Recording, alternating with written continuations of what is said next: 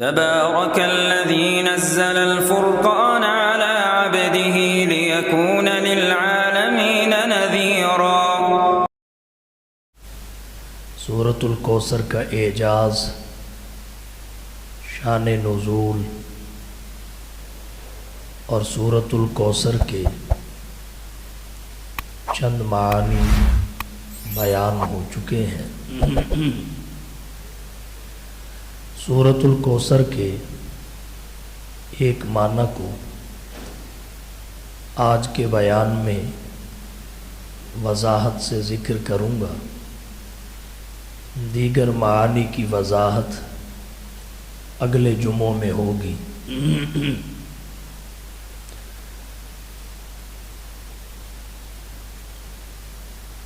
کوثر کا ایک معنی رفعت ذکر ہے، مطلب یہ ہے انا اعطیناک الکوثر، اے حبیب ہم نے آپ کے ذکر کو رفعت یعنی بلندی عطا کی، آپ کے ذکر کو عام کر دیا، تذکرہ کو شہرت بخشی۔ اللہ نے ذکر مصطفیٰ کو اس قدر رفعت عطا کی کہ عالم دنیا میں ہی نہیں بلکہ تمام عالموں میں ذکر مصطفیٰ کی گونج پیدا کر دی۔ سب سے پہلے عالم ارواح ہے، پھر عالم دنیا ہے، پھر عالم برزخ ہے اور پھر عالم آخرت ہے۔ نبی کے ذکر اور یاد کا جہان فقط دنیا نہیں ہے، عالم ارواح سے اللہ نے حضور کے ذکر کو شہرت بخشی۔ کسی بھی شخص کے حالات کو جب لکھا جاتا ہے، سوانح عمری ترتیب دی جانے لگتی ہے، تو اس کے ذکر کا آغاز ولادت سے کیا جاتا ہے، اختتام وفات پہ ہوتا ہے۔ جناب نبی کریم صلی اللہ علیہ وسلم کے ذکر کا امتیاز یہ ہے، آپ کے ذکر کی ابتدا ولادت سے نہیں ہوتی، عالم ارواح سے ہوتی ہے۔ اللہ نے عالم ارواح میں دو بڑے اجتماع کیے۔ ایک اجتماع عمومی تھا جس میں انبیاء کی ارواح بھی تھی، غیر انبیاء کی ارواح بھی تھی۔ اس اجتماع میں سب سے ایک عہد لیا جسے عہد الست کہتے ہیں، الست بربکم، اور دوسرا اجتماع خصوصی تھا، اس میں فقط انبیاء کی ارواح تھی۔ اس میں انبیاء کرام سے دو عہد لیے، اور ان دو عہدوں اور شرطوں پر اللہ نے منصب نبوت اور کتاب و حکمت کی نعمت عطا کی۔ چنانچہ اللہ قرآن میں فرماتے ہیں اذ اخذ اللہ میثاق النبیین لما آتیتکم من کتاب و حکمہ ثم جاءکم رسول مصدق لما معکم لتؤمنن بہ ولتنصرن، کہ میں تمہیں اس شرط پر کتاب و حکمت کی دولت سے مالا مال کروں گا کہ تمہارے بعد پھر جب تمہارے پاس ایک رسول آئے، اس سے مراد حضور کی ذات گرامی ہے، تو تم سب اس پر ضرور بھی ضرور ایمان لاؤ گے، لتؤمنن بہ ولتنصرنہ، اور اس کی مدد اور نصرت بھی کرو گے۔ انبیاء نے اس عہد میں اللہ کے ساتھ ایگریمنٹ کر لیا کہ ٹھیک ہے ہم ایمان بھی لائیں گے، مدد اور نصرت بھی کریں گے، اقرار کرتے ہیں، تو اس شرط پر اللہ نے انہیں نبوت اور کتاب و حکمت کی دولت عطا کی۔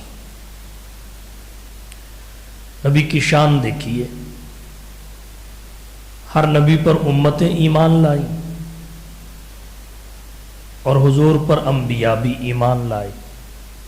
ہر نبی کا کلمہ امتوں نے پڑھا، آپ کا نبوتوں نے بھی پڑھا۔ آپ آئے بعد میں تھے اور مصلی پر سب سے آگے کھڑے ہوئے شب معراج۔ باقی انبیاء مبشر بنے، آپ مصدق بنے۔ تو آپ کے ذکر کی ابتدا ولادت سے نہیں، عالم ارواح سے ہوتی ہے، اور آپ کے ذکر کا منتہا وفات نہیں ہے، بلکہ آپ کے ذکر کا سلسلہ جنت الفردوس تک پھیلا ہوا ہے۔ تو کوثر کا ایک معنی رفعت ذکر ہے۔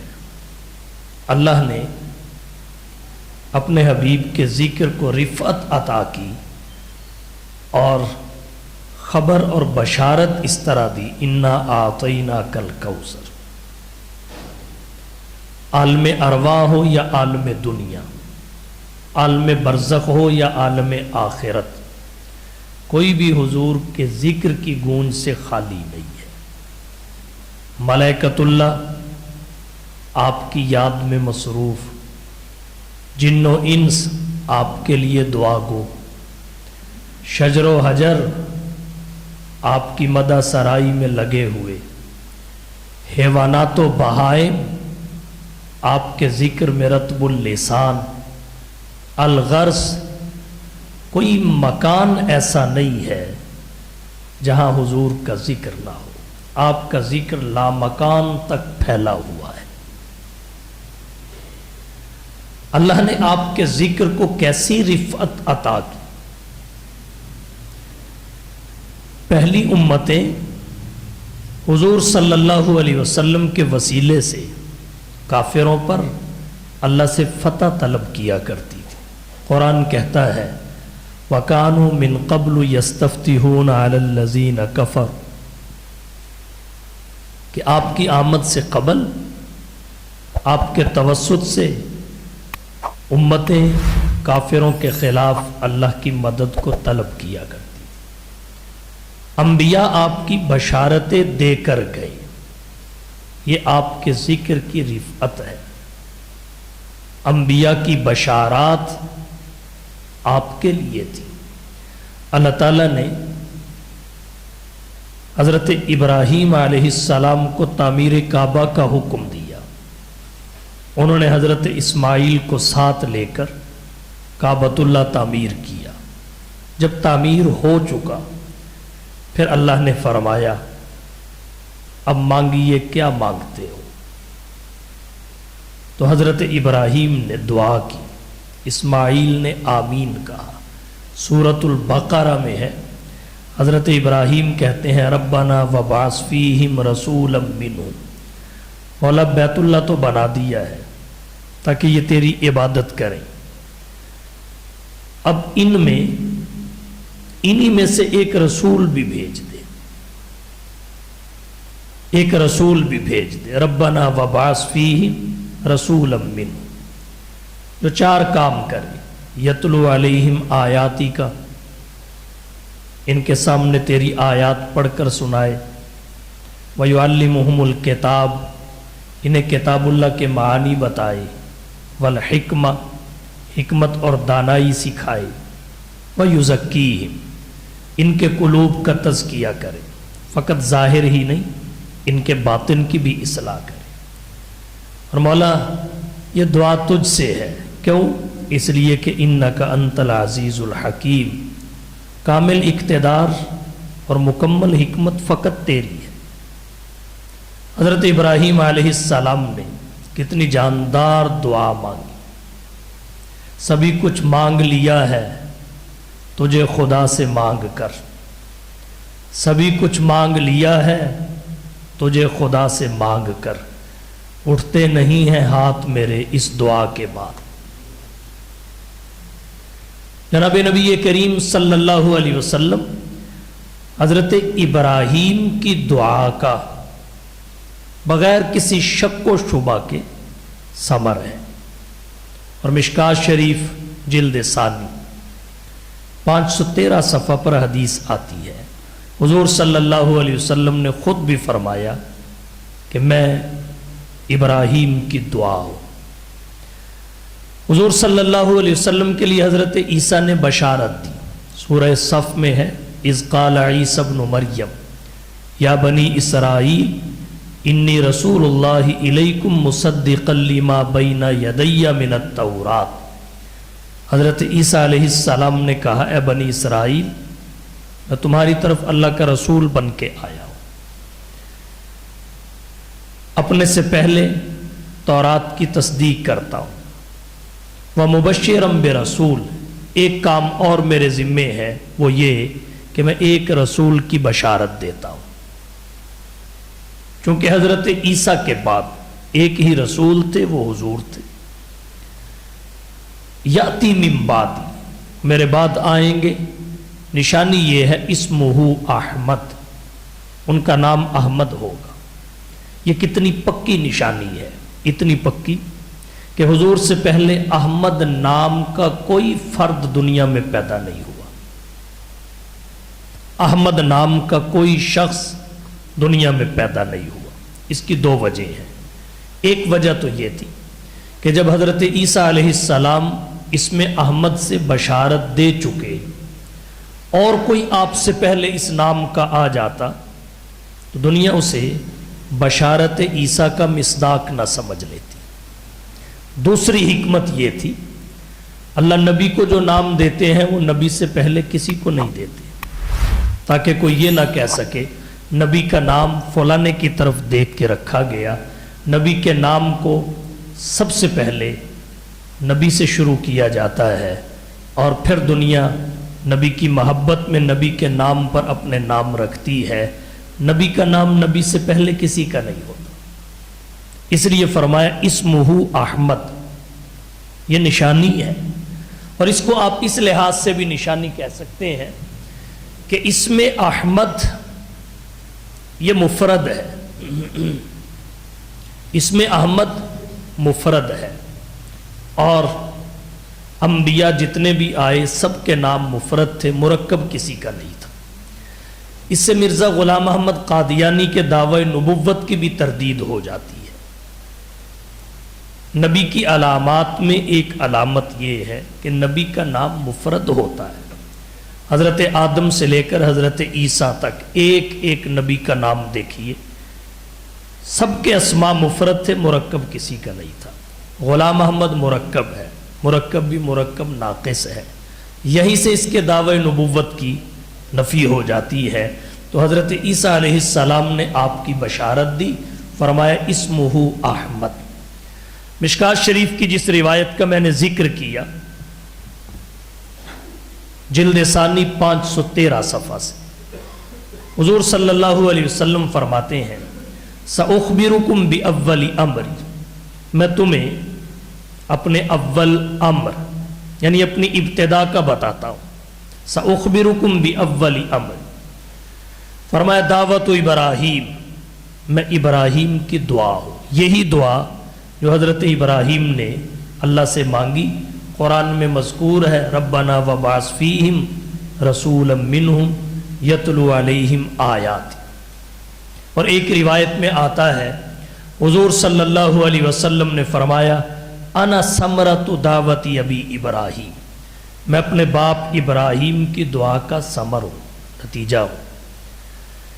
اس روایت میں دوسری بات جو حضور نے کہی، فرمایا وبشارۃ عیسیٰ، اور میں عیسیٰ کی بشارت ہوں، ورؤیا امی، اور اپنی والدہ کے خواب کی تعبیر ہوں، التی رأت حین وضعتنی، جو میری ماں نے میری ولادت کے وقت دیکھا تھا، اس خواب کی تعبیر ہوں۔ وقد خرج منہ نور، ولادت مصطفیٰ کے وقت ایک نور ظاہر ہوا، اضاء لہا منہ قصور الشام، جس سے ملک شام کے محلات روشن ہو گئے۔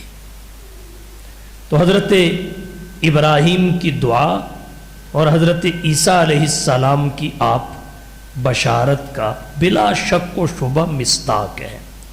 تو اللہ نے اپنے حبیب کے ذکر کو کیسی رفعت بخشی۔ کوئی نبی دنیا میں ایسا نہیں آیا جس نے آپ صلی اللہ علیہ وسلم کی بشارت نہ دی ہو، اور پھر کوئی کتاب ایسی نہیں اتری کسی بھی رسول پر، کوئی صحیفہ اللہ نے ایسا نہیں بھیجا جس میں آپ کا تذکرہ نہ ہو، آپ کا چرچا نہ ہو، آپ کے اوصاف کا بیان نہ ہو، آپ کے کمالات کا اظہار نہ ہو۔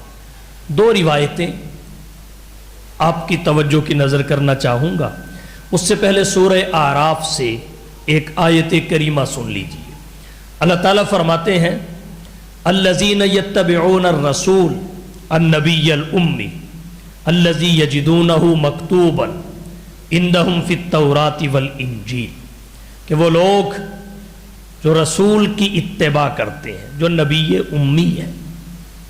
الذین یتبعون الرسول النبی الامی، وہ نبی امی الذی یجدونہ مکتوبا عندہم فی التوراۃ والانجیل۔ علماء یہود و نصارہ اس کا تذکرہ، اس کا ذکر اپنے پاس تورات اور انجیل میں بھی پاتے ہیں۔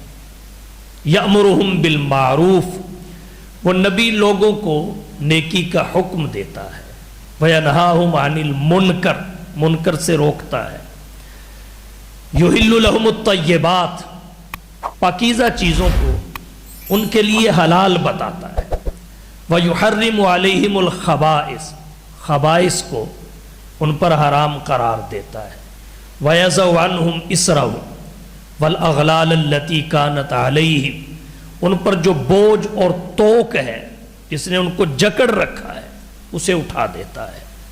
فالذین آمنوا بہ وعزروہ ونصروہ واتبعوا النور الذی انزل معہ اولئک هم المفلحون۔ فرمایا وہ لوگ جو اس پر ایمان لائیں گے، فالذین آمنوا بہ وعزروہ، اس کی تعظیم کریں گے، ونصروہ، اس کی مدد اور نصرت کریں گے، واتبعوا النور الذی انزل معہ، اور اس نور کی اتباع اور پیروی کریں گے جو اللہ نے اس کے ساتھ بھیجا ہے، اس پر نازل کیا ہے۔ اولئک هم المفلحون، یہی لوگ فلاح پانے والے ہیں، کامیاب ہیں۔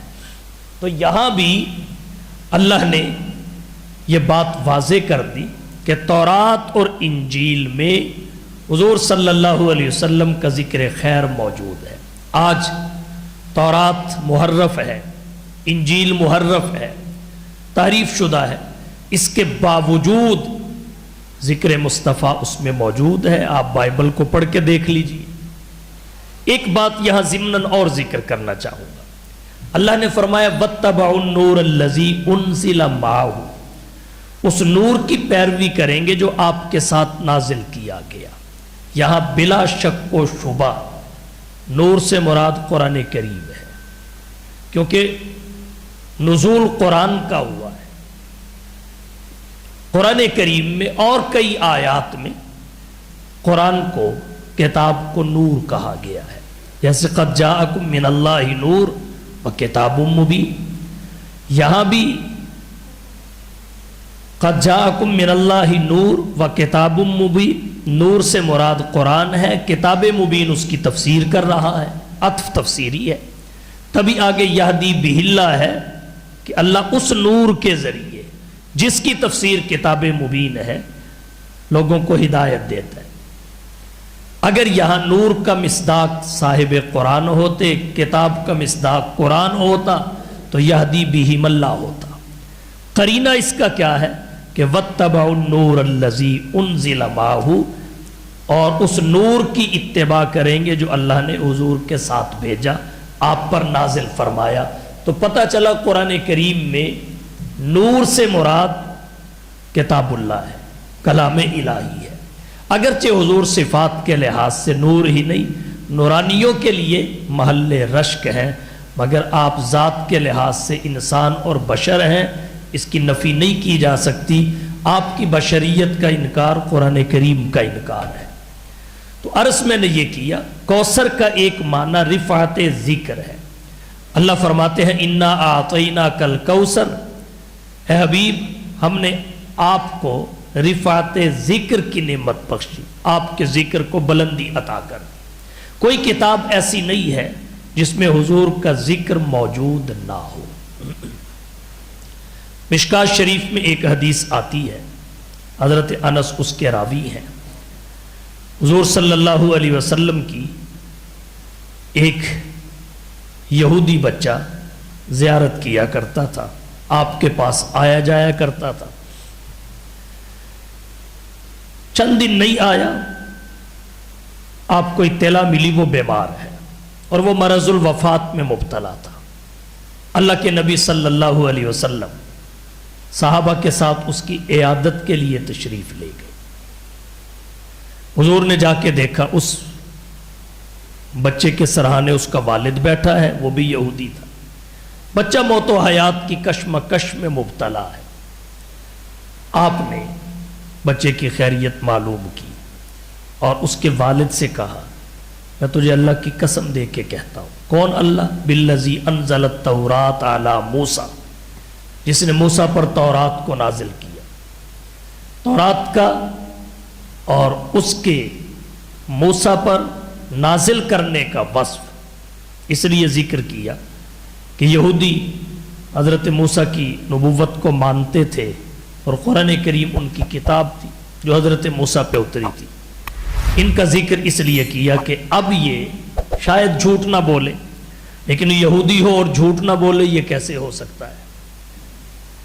تو اللہ کے نبی نے اللہ کی قسم دے کر اس یہودی سے پوچھا، حل تجد فی التورات ناتی و صفتی و مخرجی، کیا تو تورات میں میری تعریف، میرے اوصاف و کمالات اور میری بعثت کا ذکر پاتا ہے تورات میں؟ فقال اللہ، اس نے کہا نہیں ہے۔ بچے کی آنکھیں بند، موت و حیات کی کشمکش میں، مرض الوفات کا زمانہ، جیسے ہی والد کی زبان سے لا سنا فوراً بول اٹھا، فرمایا بلا واللہ یا رسول اللہ۔ حدیث کے الفاظ ہیں قال الفتى، نوجوان پکار اٹھا، بلا واللہ یا رسول اللہ، کیوں نہیں؟ اللہ کی قسم اے اللہ کے رسول ہے، تورات میں آپ کا ذکر خیر ہے۔ انا نجد لک فی التوراۃ نعتک و صفتک و مخرجک، ہم تورات میں آپ کی تعریف پاتے ہیں، آپ کے اوصاف و کمالات کو دیکھتے ہیں، آپ کی بعثت کا ذکر موجود ملتا ہے۔ اور پھر جب اس نے دیکھا کہ میرے والد نے جھوٹ بولا، تورات میں تو ہے جب اللہ کسی پر مہربان ہو تو پھر اسے بغیر ایمان کے دنیا سے نہیں جانے دیتا۔ اس بچے نے یہ حق بیان کر کے فوراً اگلا جملہ اپنی زبان سے یہ ادا کیا، اشہد اللہ الہ الا اللہ و اشہد انک رسول اللہ، میں اس بات کی گواہی دیتا ہوں کہ اللہ کے علاوہ کوئی معبود نہیں ہے، اور اس بات کی بھی شہادت اور گواہی دیتا ہوں انک رسول اللہ، کہ تو اللہ کا رسول ہے، تو اللہ کا رسول۔ شہادت کا لفظ بولا۔ یہاں ضمناً ایک بات اور عرض کرتا چلوں، آج کل فیس بک کا زمانہ ہے، فیس بک پہ کبھی کبھی مخالفین کا بھی کوئی کلپ سننے کو مل جاتا ہے۔ تو ایک کلین شیو آدمی، کہنے کو تو اپنے آپ کو سکالر کہتا تھا، وہ حضرت علی رضی اللہ تعالی عنہ کے حاضر ناظر ہونے پر لفظ شہادت سے استدلال کر رہا تھا، شہادت سے کہ شاہد کے لیے موقع پہ موجود ہونا ضروری ہے۔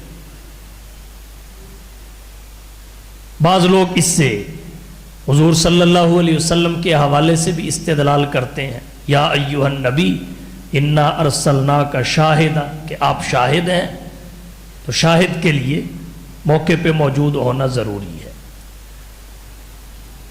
بات دراصل یہ ہے، شہادت کے لیے موقع پہ موجود ہونا ضروری نہیں ہے، شہادت کے لیے علم یقین کا حاصل ہونا ضروری ہے، یقینی علم جس کی بنیاد پہ بندہ شہادت دے۔ البتہ کبھی وہ دیکھ کے حاصل ہو جاتا ہے اور کبھی ثقات سے سن کے بھی حاصل ہو جاتا ہے۔ اگر آنکھوں سے دیکھ کے کسی بھی واقعہ کو یقین ہو جائے پھر آدمی گواہی دے تو اسے عینی شہادت کہتے ہیں، گواہی دینے والے کو عینی شاہد کہتے ہیں۔ اور اگر آنکھوں سے نہیں دیکھا لیکن جس سے سنا ہے وہ معتبر ہے، جن سے سنا ہے وہ ثقات ہے، تو بغیر دیکھے بھی بندہ شہادت دیتا ہے۔ ہم نے امریکہ کو نہیں دیکھا، ہم کہتے ہیں ہے، جہاں مرضی گواہی لے لو۔ ہم نے اللہ کو نہیں دیکھا، ہم کہتے ہیں ہے، گواہی لے لو۔ کیوں کہتے ہیں؟ اس لیے کہ ہمیں یقینی علم حاصل ہے، ثقات سے ہم نے سنا ہے، اور یہ سننے کا سلسلہ حضور تک چلا جاتا ہے۔ تو جب علم یقین ہے تو بن دیکھے بھی بندہ شہادت دے دیتا ہے۔ اس نے اللہ کو دیکھا نہیں، سب سے پہلے کہا اشہد ان لا الہ الا اللہ۔ تو شہادت کے لیے رؤیت شرط نہیں ہے، علم یقین کا حاصل ہونا ضروری ہے۔ اور جب رؤیت شرط نہیں تو اس سے یہ بات بخوبی سمجھ میں آ جاتی ہے، حاضر ناظر ہونا بھی ہر جگہ ضروری نہیں ہے، اور یہ اس کے تقاضوں میں سے نہیں ہے۔ تو اس نے کہا اشہد ان لا الہ الا اللہ واشہد انک رسول اللہ۔ اس کی روح کفس نصری سے پرواز کر گئی۔ اللہ کے رسول صلی اللہ علیہ وسلم نے جب دیکھا کہ حالت ایمان میں دنیا سے رخصت ہو، والد یہودی ہے، سرہانے بیٹھا ہے، تو فقال النبی صلی اللہ علیہ وسلم علی صحابی، حضور نے جو صحابہ ساتھ تھے ان کو کہا اقیموا من عند راسی، اس کو اس کے سر کے پاس سے اٹھا دو، ولو اخاکم، اور اپنے بھائی کے خود ولی بن جاؤ، اس کی تجہیز و تکفین کا انتظام خود کرو۔ تو کیا کہنا چاہتا تھا کہ اللہ نے اپنے نبی کے ذکر کو رفعت بخشی، اور کوثر کا ایک معنی رفعت ذکر مصطفیٰ ہے کہ کوئی آسمانی کتاب ایسی نازل نہیں فرمائی، کوئی صحیفہ ایسا نہیں اترا جس میں ذکر مصطفیٰ کو پرو نہ دیا ہو۔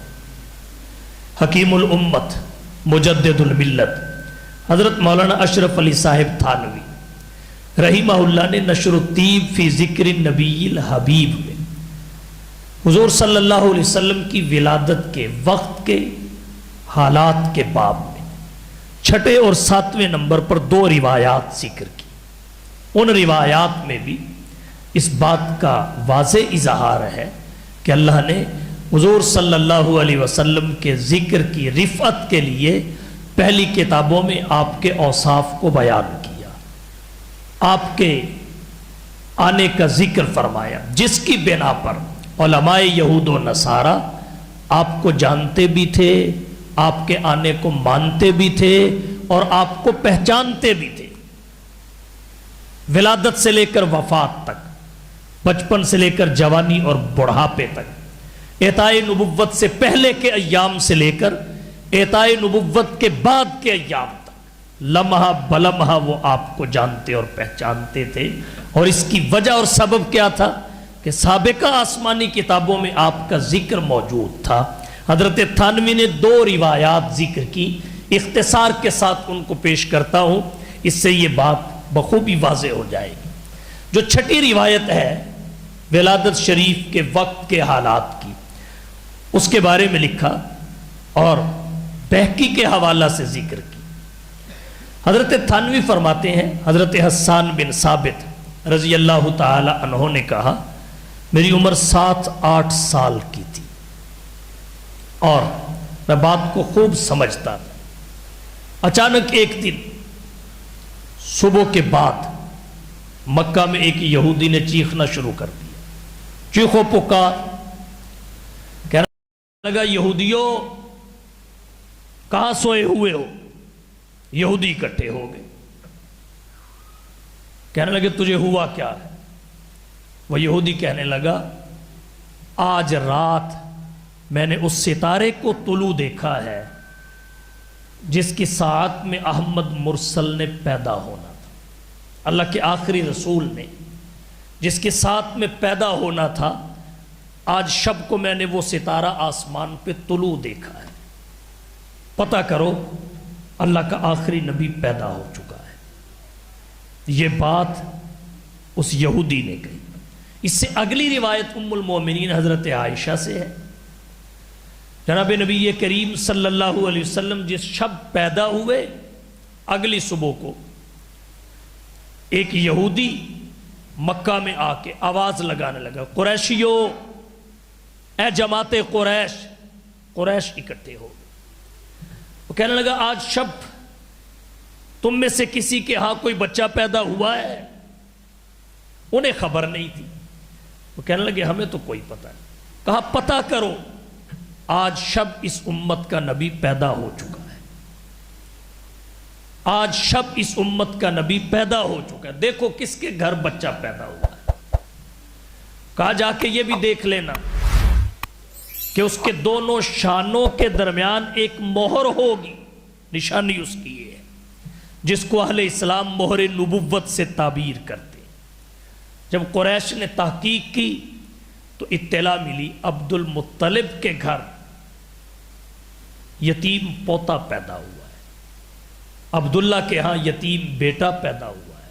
آ کے اطلاع دی گئی بچہ تو پیدا ہوا ہے، ساتھ کہا گیا عبد المطلب کا یتیم پوتا، کیونکہ اس کی بشارت، اس کی خبر اور اطلاع، اس کی بات بہت بڑی تھی کہ امت کا نبی، اور اس امت کا نبی نبیوں میں آخری ہے۔ اب وہ ایک طرف اسے اور دوسری طرف حضور کی یتیمی کو سامنے رکھ کے سوچ رہے تھے کہ اس کی بات اور ادھر کے حالات آپس میں موافقت نہیں ہے، لیکن کیا خبر تھی، اللہ نے اس یتیم کو در یتیم بنانا تھا۔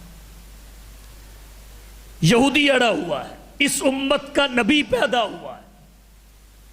کہا بچہ تو پیدا ہوا ہے، کہا اس امت کا نبی پیدا ہوا ہے، یتیم پوتا عبد المطلب کے ہاں پیدا ہوا ہے۔ وہ کہنے لگا چلو مجھے جا کے دکھاؤ، میں دیکھ لیتا ہوں۔ آیا، حضرت آمنہ نے جناب نبی کریم صلی اللہ علیہ وسلم کو ان کے سامنے کر دیا۔ یہودی نے دیکھا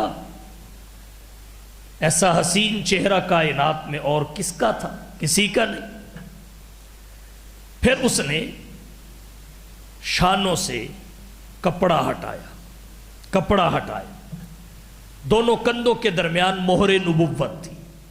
اس مہر نبوت پہ جو ہی نظر پڑی غش کھا کے گر پڑا، بے ہوش ہو کے زمین پہ جا پڑا۔ جب اسے ہوش آیا تو اس نے دو باتیں کہی، ایک بات یہودیوں کو کہی، ایک قریش کو کہی۔ یہودیوں کو اس نے کہا یہودیوں سن لو، نبوت بنی اسرائیل سے رخصت ہو گئی، اب بنی اسرائیل میں کوئی نبی پیدا نہیں ہوگا۔ حضرت عیسیٰ علیہ السلام انبیاء بنی اسرائیل کے خاتم ہیں، جس طرح حضور مطلقاً انبیاء کے خاتم ہیں، وہ انبیاء بنی اسرائیل کے خاتم ہیں۔ تو اس یہودی نے یہ بات یہودیوں کو کہی، اے جماعت یہود سن لو، آج کے بعد کوئی نبی بنی اسرائیل میں پیدا نہیں ہوگا، نبوت بنی اسرائیل سے رخصت ہو چکی ہے، بنی اسماعیل میں چلی گئی، اور بنی اسماعیل میں بھی حضور کے بعد کوئی نبی پیدا نہیں ہوگا، آپ مطلقاً آخری نبی ہیں۔ دوسری بات اس نے قریش کو کہی، وہ اپنے سرداری کے گھمنڈ میں تھے، قبائلی سسٹم تھا، ان کو کہا کہ تم بھی سن لو، اس کی خبر شرق و غرب میں پھیلے گی، اس کی شہرت شرق و غرب کا احاطہ کرے گی، مطلب یہ عرب و عجم پہ چھا جائے گا۔ اب تمہاری سرداریوں کا دور ختم ہونے والا ہے، محمد کی نبوت کا سکہ چلے۔ تو پہلی آسمانی کتابوں کی بنیاد پہ یہودی نے یہ سب کچھ کیا۔ یہ ہے نبی کے ذکر کی رفعت کہ آئے نہیں، ڈنگ کے پہلے بج گئے، تعارف پہلے ہو گیا، تذکرے پہلے چل پڑے۔ فرمایا انا اعطیناک الکوثر، اے حبیب ہم نے آپ کو کوثر عطا کیا، مطلب آپ کے ذکر کو رفعت عطا کی۔ حضرت ادریس کے لیے فرمایا ورفعناہ مکانا علیہ، ہم نے انہیں بلند مقام عطا کیا۔ حضور کے لیے فرمایا ورفعنا لک ذکرک، اے حبیب ہم نے آپ کے ذکر کو آپ کے لیے بلند کر دیا، بلند کر دیا۔ سورہ علم نشرہ میں، سورۃ الضحیٰ میں اور سورۃ الکوثر میں حضور پر اللہ کے انعامات کا ذکر ہے، عنایات کا ذکر ہے۔ علم نشرہ میں فرمایا ورفعنا لک ذکرک، اور اس کی مزید وضاحت اور نبی کی تسلی کے لیے فرمایا انا اعطیناک الکوثر، ہم نے آپ کے ذکر کو بلند کر دیا۔ دنیا میں مختلف شخصیات آئیں، ان کے ذکر کو محفوظ رکھنے کے لیے کتابیں لکھی گئی، تصانیف کی گئی، جب تک وہ تصانیف ملتی رہی ان کا ذکر چلتا رہا، اور جب مرور زمانہ کی وجہ سے وہ تصانیف مہیا نہ ہو سکی تو ان کا ذکر پردہ اخفاء میں چلا گیا۔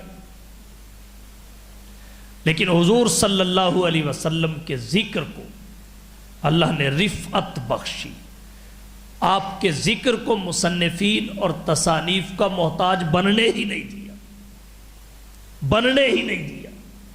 اور کیسے بننے دیتے؟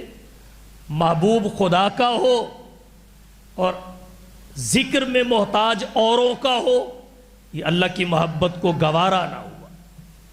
اللہ نے کیا کیا کہ نامور شخصیات کے ذکر کو محفوظ رکھنے کے لیے لوگوں نے کتابیں لکھی، اور مصطفیٰ کے ذکر کو، آپ کے تذکرہ کو، آپ کے چرچے کو، آپ کی شہرت کو اللہ نے رفعت، اور اس رفعت کو ابدیت عطا کرنا تھی۔ اس لیے کسی کے ذکر کرنے سے ذکر مصطفیٰ کو ماورا کر دیا، کسی کا محتاج نہیں بننے دیا۔ کوئی نبی کا ذکر کرے یا نبی کا ذکر نہ کرے، وہ تو ذکر مصطفیٰ کا محتاج ہے، مگر ذکر مصطفیٰ کسی کا محتاج نہیں ہے۔ اور یہ شان اللہ نے کیسے عطا کی کہ مختلف شخصیات کا ذکر دنیا والوں نے کیا کتابیں لکھ کے، لیکن جب حضور کی باری آئی تو ذکر اللہ نے خود کر دیا قرآن اتار کے۔ ایسی کتاب میں ذکر کیا جو لاریب ہے، بے عیب ہے۔ دنیا کی کتابیں فنا ہو جائیں گی، جو کتاب اللہ نے مصطفیٰ کا اخلاق بنا کر اتاری وہ ہمیشہ باقی رہے گی، تو ذکر مصطفیٰ کی رفعت کو ابدیت حاصل رہے گی۔ ام المومنین حضرت عائشہ رضی اللہ تعالی عنہ فرماتی ہیں کان خلقہ القرآن، سارا قرآن مصطفیٰ کے اخلاق اور سیرت کا نام ہے۔ کان خلقہ القرآن، اللہ نے قرآن میں فرمایا وَإِنَّهُ لِذِكْرِكَ وَلِقَوْمِكَ، وَإِنَّهُ لِذِكْرِكَ وَلِقَوْمِكَ، یہ قرآن آپ اور آپ کی قوم کے ذکر کے لیے۔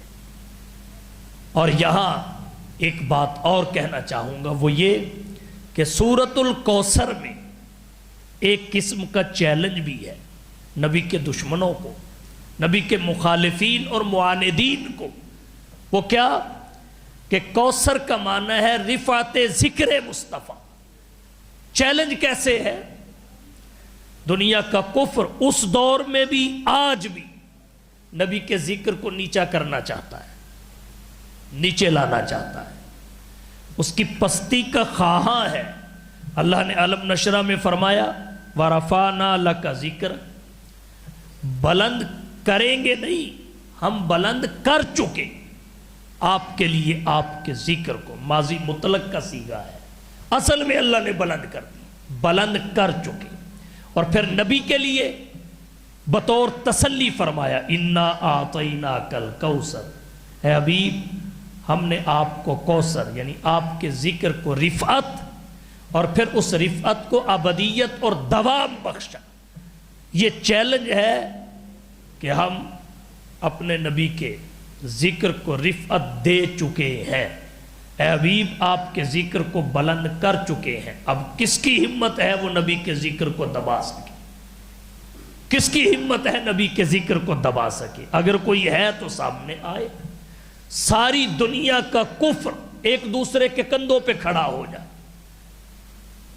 وہ نبی کے ذکر کی بلندی کو چھو بھی نہیں سکتا۔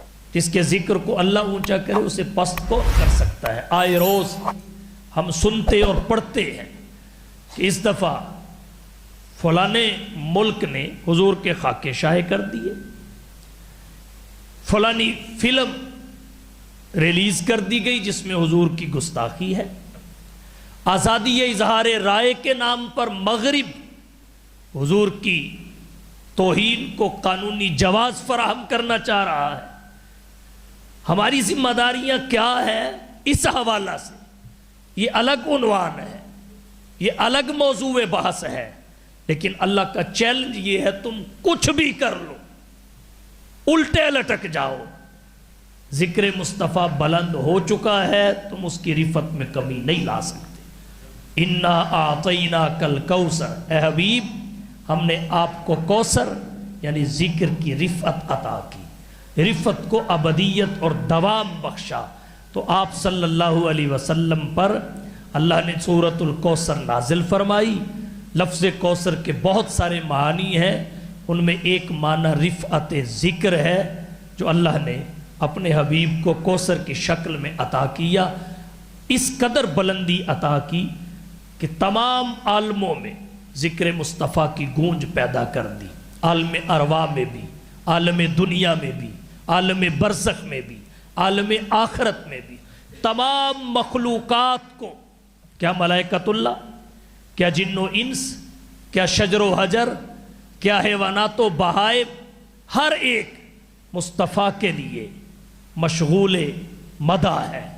اللہ نے پہلی امتوں میں حضور کے ذکر کو جاری کیا، وہ آپ کے وسیلے سے کافروں پر اللہ سے مدد اور فتح طلب کرتے رہے۔ تمام انبیاء آپ کی بشارتیں دے کر گئے، کوئی کتاب ایسی نازل نہیں ہوئی جس میں حضور کا تذکرہ اور تعارف نہ ہو، آپ کے اوصاف اور کمالات کا بیان نہ ہو۔ آپ تو آپ رہے، آپ کے اصحاب تک کا تذکرہ کر دیا گیا۔ ذالک مثلہم فی التوراۃ ومثلہم فی الانجیل کزرع اخرج شطأہ۔ اور پھر قرآن کریم وہ تو الحمد سے لے کر والناس تک سارے کا سارا نبی کا ذکر ہے، نبی کی تعریف ہے۔ تو اللہ نے یہ نعمت فقط حضور کو عطا کی، فرمایا انا اعطیناک الکوثر، اے حبیب تجھے بے نام و نشان قرار دینے والے بے نام و نشان ہو جائیں گے، تیرے ذکر کی گونج چار دانگ عالم میں سنائی دے گی۔